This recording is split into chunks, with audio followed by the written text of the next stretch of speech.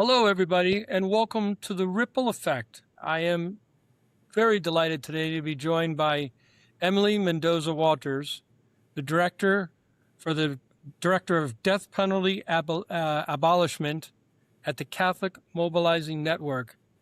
Welcome, Emmjolee. Thank you, John. It's so great to be here with all of you today. What I like to start these interviews with, it's always interesting as we lead a long life, but there's many parts of our life. But one of the most influential parts tends to be when we're growing up. And I would be interested to hear a little bit about your origin story and who were the influences on you to lead a life of faith and social justice and service like you have done. Oh, I'm so glad you asked this question. I just got back from a work trip in California, and that's where I'm from. So I live in Washington, D.C. right now, but went to Southern California for work, and I got to see my dad.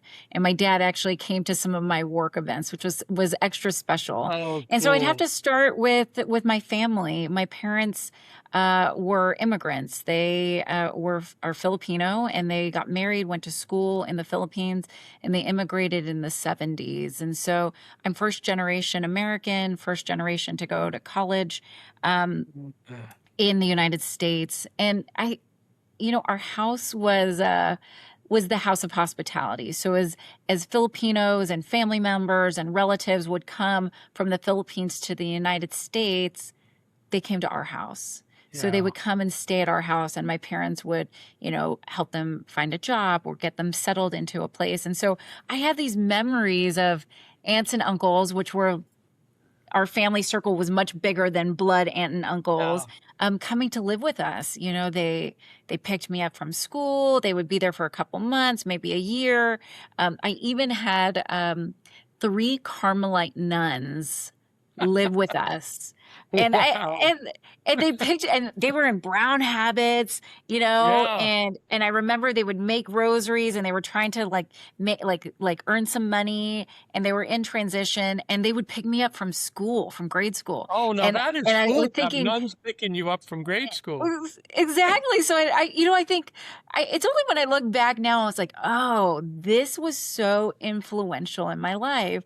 And so I really believe that, my parents, their generosity, their welcome. And I think that's like the Filipino way in our Mm. house is through food. And I think it was before I knew it, it was welcoming the stranger. It was helping those who, helping the migrant. It was opening our house and sharing what we had. And so I don't think I would have been able to articulate it. And to be honest, I've never even shared this with my parents, but I know that that's where this comes from.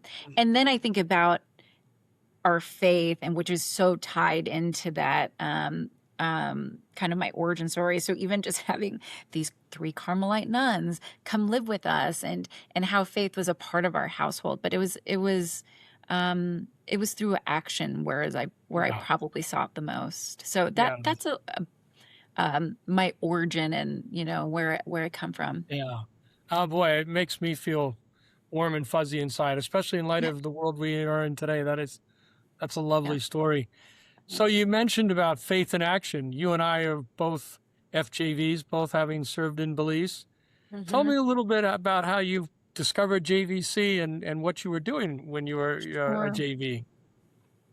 Well, like I said, I'm from Southern California, and just like a young person, I wanted to change the world. So I wanted to be a politician. So that's what I wanted to be. I wanted to be the Ah, first woman president. And so I moved to Washington, D.C. to study politics and philosophy, and eventually go to law school. And I think that was a part of my journey. I interned and worked on the Hill, but moving from Southern California, and pretty much a privilege and a life and living in the suburbs, I moved to a city that was an urban place, and my encounter with people who were different than myself just really expanded. And so I think it was during my college time that I really got to meet mm, people and learn about the city, and really learn about the world. Um, And so at our university, we had one of these, small group where they had different programs come. I think they must have had the long-term service fair. And so there was a recruiter from JVC who Oh, came. And I didn't, back then, I mean, this is like, aging myself. That was like before the internet, before like Google, you really, it was people. And all I knew was the Peace Corps. So I kept thinking, I'm going to do the Peace Corps. I have in yeah. my mind, I'm going to be in Africa because that's like, I think what I saw on TV or what I had imagined. And I don't think I even really gave what we would talk about discernment and kind of really thinking through our decisions. And I remember meeting the person who worked for JVC, and I thought, that's what I want to do. And it was Yeah. the way in which he spoke, and I don't remember exactly the words, but I remember thinking, this is it. This is mission. It was mission. It wasn't just service and let me do the Peace Corps, but it was grounded in values. It was grounded in faith. And mind you, I was already primed for this. This is something that I knew I wanted to do, but I only Mm. applied to one program. And nowadays I think people apply Ah, lots of yeah. different programs. They really discern. I was like, I had no idea about all of these other opportunities, but it was because I met someone and that person was passionate Mm. and was able to convey to me that this program was more. It was more than just Yeah. direct service, but it was Yeah. it had meaning and purpose, and it was grounded in faith. Yeah. What was your placement when you were in Belize? So I was a remedial reading teacher and a school librarian at St. Peter Claver School in Punta Gorda, Belize, Yeah. which is the southernmost town in the country. And for those that don't know, that's a long way from the city, isn't it? It is. It's funny Yeah. because I didn't tell my parents what I was doing. I think I was like, I'm going to apply. I got in, and then I told my parents. I said, I'm going to do this program.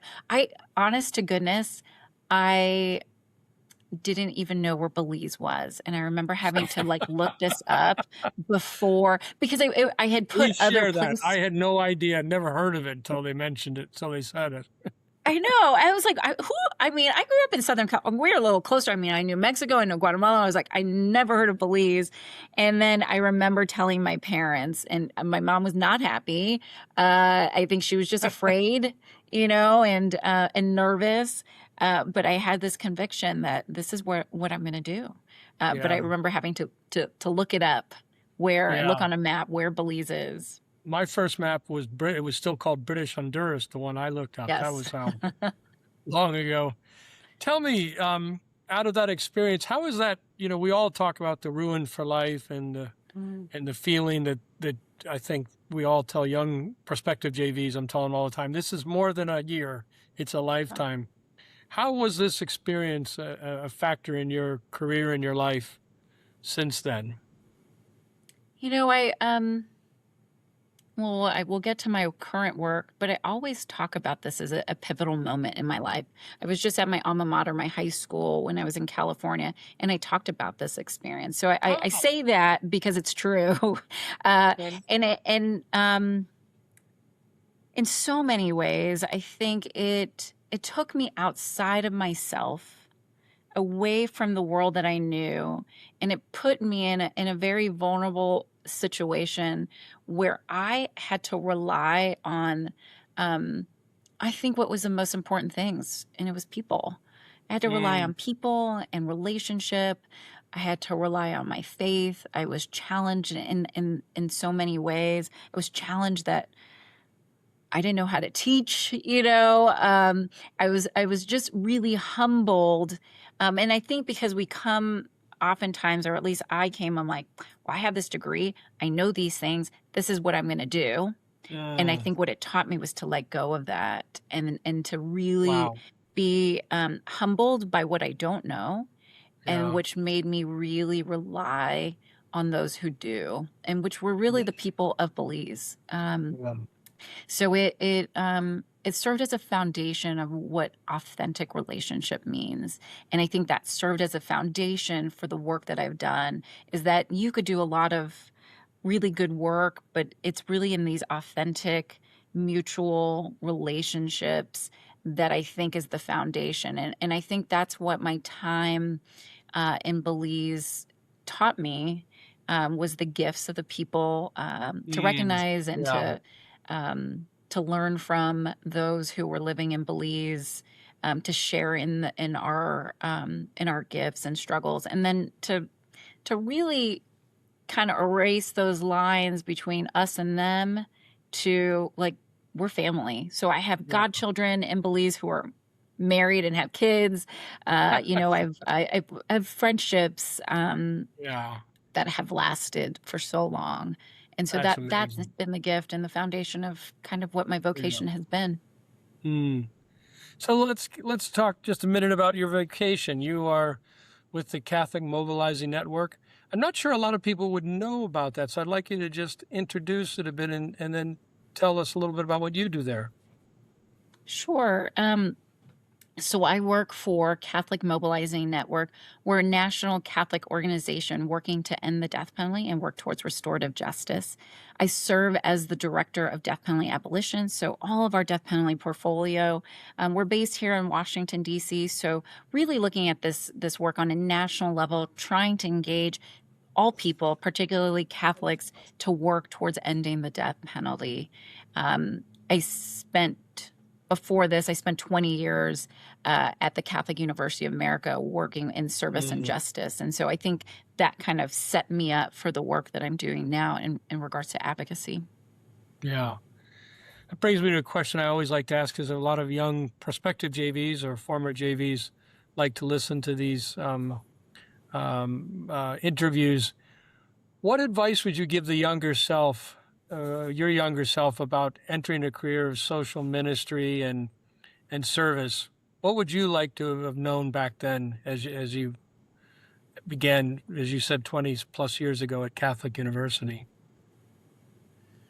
I'd say dive right in. I think in order I think most people who are open to this or considering this, there's a hopefully a stirring in our heart of like, I want to do something. And usually it's like, I don't know what to do, but I want to do something. Right. Um, and so what I would say is find a way to be proximate, to be close to Hmm. whomever that is that you want to work with. We read stats, you can look at Instagram, you could look at social media, but that doesn't bring us close. So if there is Mm, a way to, in the case of our work, maybe it's writing a letter, like an old school letter, paper and pen pal. Maybe it's an opportunity to visit a prison, or to do prison ministry. If it's not that, maybe it's actually listening and watching movies, or so that we understand the realities of how this is impacting people. But we need to be close to not so much the issue, but the yeah. people who are directly impacted by this. And I'd say that for anything, if you want to work in the environment or in immigration or with the in-house, is that you need to know who they are. Yeah. Um, and in order to do that, you actually need to meet them in the flesh in some way. And so I'd I say love to the be term. proximate. I was going to say, I love that term proximity. You're right. It's about encounter it, come close to it, and see how it feels as you try it on. Yeah. It's I think that's great thoughts and advice. Tell me this: the work you do can, I imagine, just be very stressful and burdensome from time to time. And many JVs often feel that whenever they're in the field doing the work. What do you do? Do you have any thoughts or advice on how to relieve that stress? What do you do to rebalance yourself? It's a good question. Ask my 5 kids. They would give you a very different answer. My life is full. I'm married. I have 5 kids. I have a full-time job. And so stress looks different in different Yeah. buckets. I'd say one of the constant through line is community, right? So whether that be Mm, my husband, who I'm so grateful for, or whether it be my colleagues, to kind of yeah. talk something out, or maybe to grieve because this execution just happened. But for me, who is that person that I would call or that would know what this moment is? And they will be different for me. They are different people in different parts of my life. Yeah. Yeah. And so whether it be in my professional, my personal, or maybe a blend of both, I think also being grounded. As I would like to say my prayer is better than it is, but always returning to prayer, Mm. and knowing that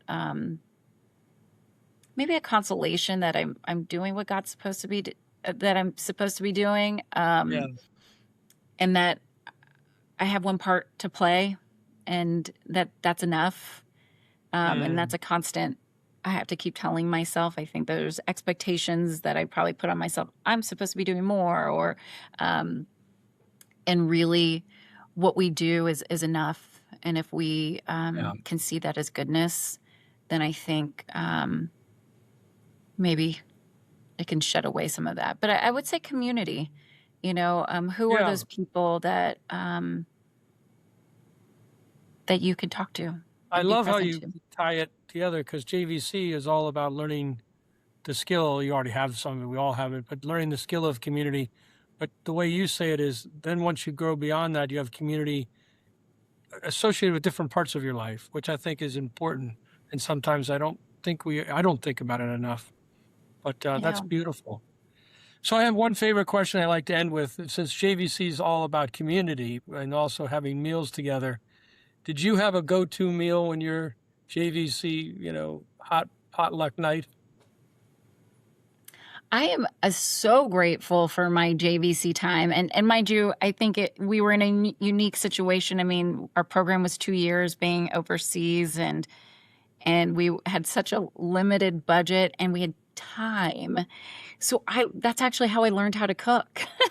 So I'm so grateful, because that's really how I learned how to cook from scratch. And so, I think, a very, rice and beans and stewed chicken Yeah. was kind of the traditional food. But I will always remember Miss Kathy. She was the cook for the priest, but she was like our mom. And so Yeah. I was smart enough to know that every school lunch break, I would go into the kitchen because she would be Wow. preparing food, and I would learn what she was cooking, and then she would always give me food, obviously. So that's where you always went.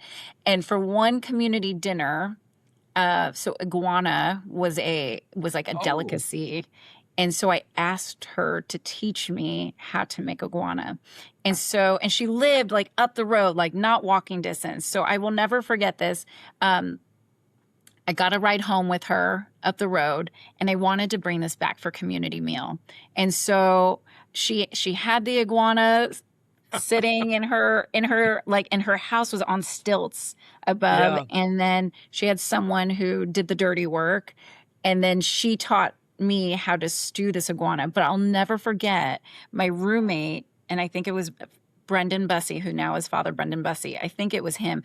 I wore it. He drove a motorcycle, and I sat on the back of a motorcycle with a pot on my backpack with iguana, holding on to this motorcycle so I could bring iguana back for our community meal.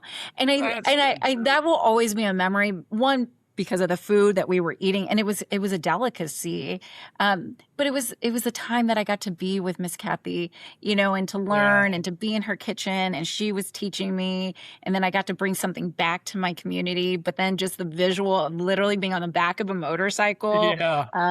and having this hot pot. I remember having to put towels behind my back, and Oh my God. it was a memory, but it really was about love. I got to be in the kitchen with Miss Kathy and her teaching me, Yeah.